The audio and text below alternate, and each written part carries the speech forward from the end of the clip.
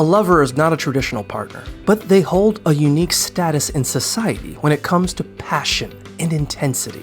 They are a sexual partner without an official title or commitment. While they are less intense and committed than a boyfriend or girlfriend, they are more meaningful than a one-night stand.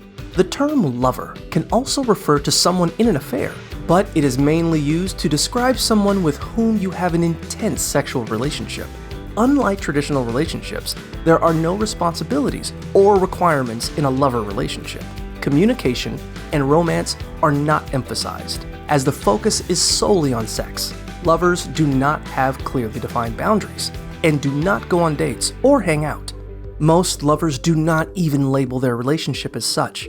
In long-term relationships, passion tends to diminish, but lovers prioritize the heat of instant gratification. If you want a sexual partner without obligations, a lover-style arrangement may be ideal. However, it is important to have open and honest communication about the nature of the relationship. It is best to avoid a lover-style relationship if you easily develop emotional feelings or are not emotionally prepared. Finding someone who is respectful, open, honest, and interested in casual sex can be challenging.